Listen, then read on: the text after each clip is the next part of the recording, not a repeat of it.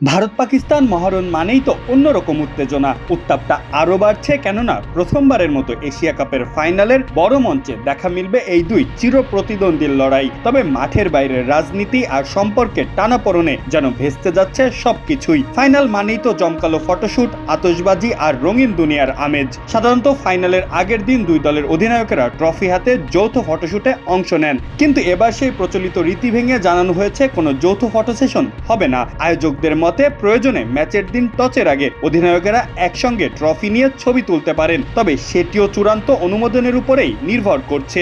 আগামী 28 সেপ্টেম্বর দুবাইয়ের আন্তর্জাতিক ক্রিকেট স্টেডিয়ামে শিরোপা ধরে রাখার মিশনে নামছে ভারত। আর এদিকে পাকিস্তানের লক্ষ্য চ্যাম্পিয়নদের হারিয়ে আগের দুই হারের বদলা নিয়ে নিজেদের শ্রেষ্ঠত্ব প্রমাণ করা। সব মিলিয়ে রোববারের ফাইনাল ঘিরে রোমাঞ্চে মেতে উঠেছে সমগ্র ক্রিকেট বিশ্ব। তবে প্রথাগত সংস্কৃতিটা লালন করলে ফাইনালটা জমতে পারত আরও বেশি, এমনটাই দাবি ভক্ত সমর্থকদের।